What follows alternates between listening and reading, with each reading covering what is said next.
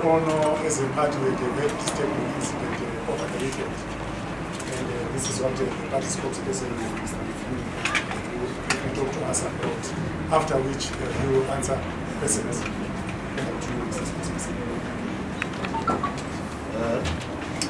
Thank you very much for coming. We normally start with a banter, but it is very difficult for us to start with the usual banter because of the nature of the incidents that we are talking about. The MDC is gravely concerned about President Chamisa's security. There is a continuous threat to President Nelson Chamisa's life, and we note with concern a perpetual invasion of his privacy. While we understand that he is a public official, we are greatly worried that the state has put up apartheid-style surveillance, which is in violation of the Constitution in reference to the President's privacy. The concerns about President Chamisa's security extend not only to him, but to his family and other senior leaders in the party. It is sinister in that the surveillance is being done in a manner that endangers the life of the President. They follow his motorcade or convoy at extraordinary high speeds. They interfere with the vehicles in his motorcade, and at times they almost run him off the road in blatant violation of road rules. We are certain their intention is to cause an accident and then blame his drivers for negligence.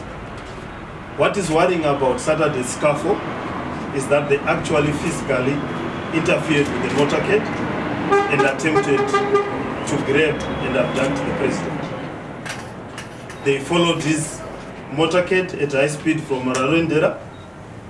When the security realized that it was being followed, as according to security protocol, they adopted evasive measures. One of the measures was to move into Rua, and the vehicles followed. They returned into the highway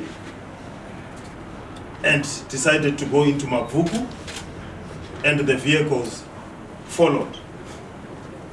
The followers had sophisticated communication gadgets. They were armed, and one of the vehicles that was coordinated the effort had blue lights. When the security blocked one of the vehicles and confronted the individuals, they indicated that they were government officials. And their demeanor was calm, befitting that of highly trained personnel. This is not the first time President Chamisa has been pursued by these individuals or individuals of this nature. On 8 September 2018, while coming from a rally in Chitungwiza, his motorcade was pursued up to Enterprise Road. When one of the vehicles in the convoy peeled off to confront the individuals, they pulled out their arms. There was another incident on 1 November 2018. As you know, our president is a prayerful person. He had gone to pray at Lomboshawa.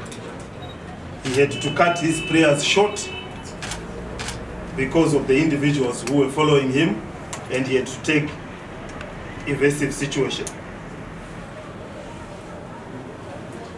The dire security situation in Zimbabwe is such that it is not only President Chamisa whose life is in danger, but his family and the top leadership of the MDC.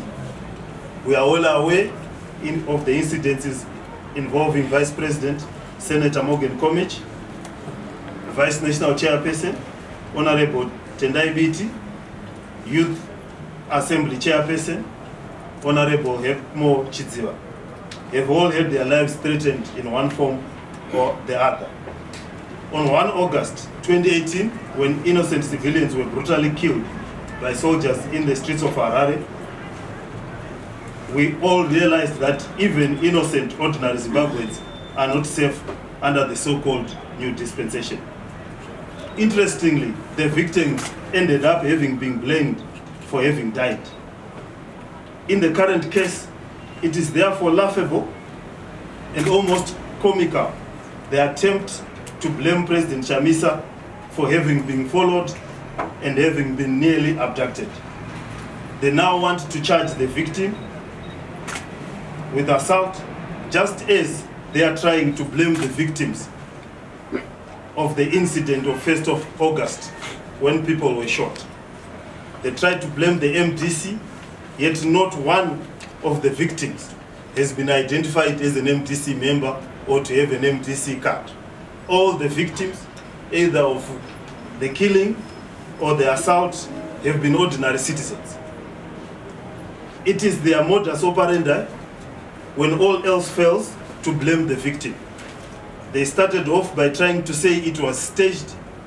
Having realized that that does not carry, Monica Mchangwa, the Minister of Police, has put out a statement saying that they will charge, the police will charge the president or his security details for the incident. Indeed, they have called the head of our security to law and order, and they have him as we speak.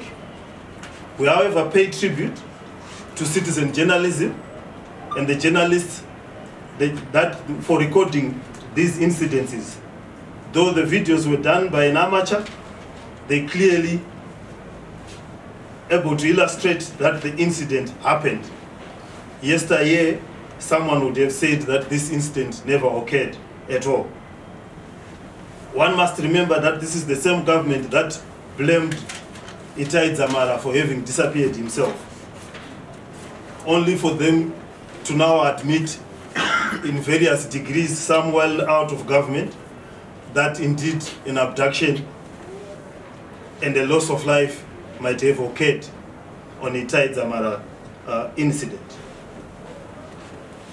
It turns out that the pursuers are cloning vehicle registration numbers.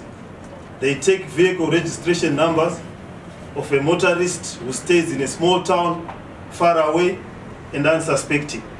If you check the numbers that we have handed over to the police of the other cars, some of them do not exist at all at CVR, and some of them belong to either citizens in a small town who are unsuspecting and do not know that their registration numbers are being used for these nefarious processes. We have reported these matters to the police twice. Avondale police station, nothing has been done up to now. And indeed, the incident of yesterday was reported at Mavuku police station, only for us to hear that this morning that the so-called citizen had also made his report at Marondera police station. One wonders how he got back to Marondera when he was driving to Harare for their own business. The threats to the president and the party are obviously in violation of the rights that are enshrined in our constitution. Sections 52, sections 57, sections 58, sections 59 and 67. They deal with the right to privacy, right to personal integrity, right to freedom of association, right to demonstrate, and right to political activity. I've mentioned them in no particular order, but those are the sections that are protected in the Constitution. It is clear that the activities that are being done by the President and the MDC are constitutional activities. The statement by Monica Mchanga is in violation of Section 219 of the Constitution that says the police must investigate in a non-partisan manner. When you have a Minister of Police giving direction as to how the police investigations are going, what the conclusions are, and the conclusion that it should be a road rage incident, it is a manner of trying to give the police a direction, and they are investigating backwards. They are investigating to prove that this was a road rage incident rather than to investigate the incident. They had not called any of our people, they had not called for videos, they had not called for witnesses, and already the Minister of Information in government has a conclusion on how the police are investigating the matter. One of the security aides of President Chamisa was injured as he jumped out of the car which was driving off with him inside. I want to assure the nation, despite all this, President Chamisa remains strong, resolute, undeterred, and very much willing to prosecute the people's struggle to its logical conclusion. Having survived this incident, which is not the first incident, one of the incidents, he was beaten again in broad daylight, again at a public place, the airport, again with an crude instrument of assault, a simple iron bar with everyone inside, and he was left for dead. So it is not beyond this state to do harm to individuals, broad daylight, in the full glare of everyone, with impunity. The security agents, they know that their names will not be revealed even if they shoot anyone. They will not be investigated even if they beat anyone. They will not, nothing will happen to them even when they try to abduct a whole president of a political party. We are obviously upset. This is very upsetting. It has been going on for some time. We have made reports. We have spoken about it in the media, and only to receive a treatment where the police or the state starts investigating us and not explaining itself in relation to the incident. In conclusion, I will quote the president, or one of his favorite verses, just to assure the nation. Samuel 1, well, I'm not prayerful pastor, but I'm sure it's verse 45, which is paraphrased here as saying that he does not believe in spears, the sword, javelins, or any manners of weapons, but he moves in the name of the Lord. I thank you. Thank you very much, Mr. Spokesperson, on that spiritual note. Members of the press, we now open the floor for questions. Yes. Mr. Mafume, you are accused as the MDC, especially the security details surrounding President Chamisa, of being violent, and sometimes they are the ones who are also accused of attacking people who will be driving closely to the motorcade of Nelson Chamisa. Secondly, you mentioned the issue of vehicles which are registered in other people's names who are out of town, like Harare. Which cars are those? Would you be able maybe to identify the cars, the registration numbers, and the names? We've got the registration numbers. We have availed the registration numbers to the police. We have issued the registration numbers in my earlier statements, and we will be able to furnish you with the registration numbers of the particular individuals in my statement. We do have, and we have submitted these registration numbers to the police.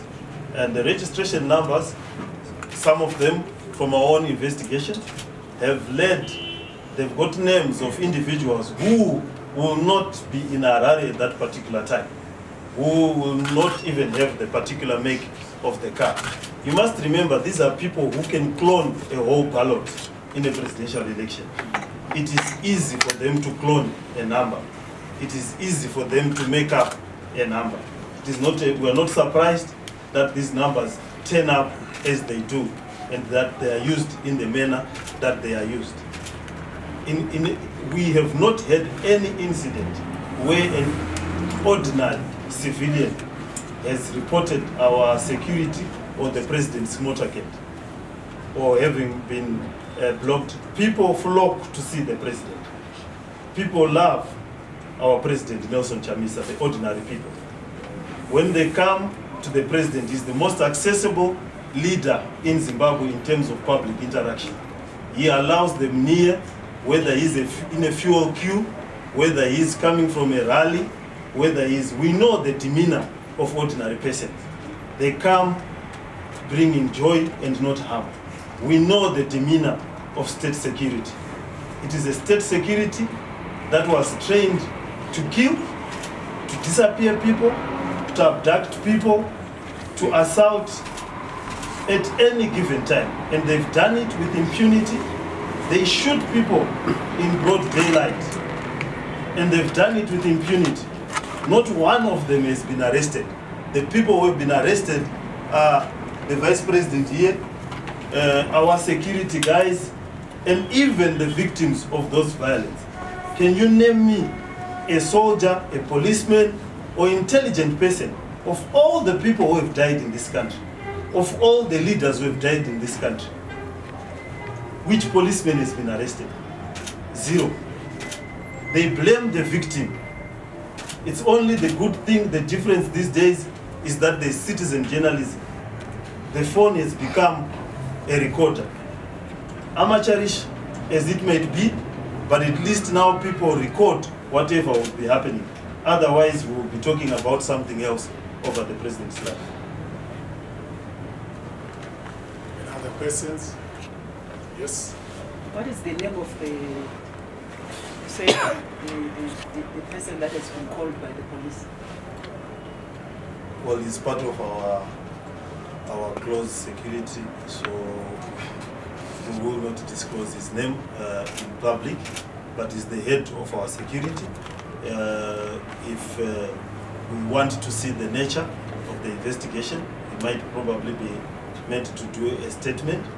It might be not necessary for us to disclose his name in public, but if they are going to charge anyone, the names will come out in the fullness of time. Thank you. Any other person? Any more clarifications, questions? That silence means objective. Thank you very much, members of the State.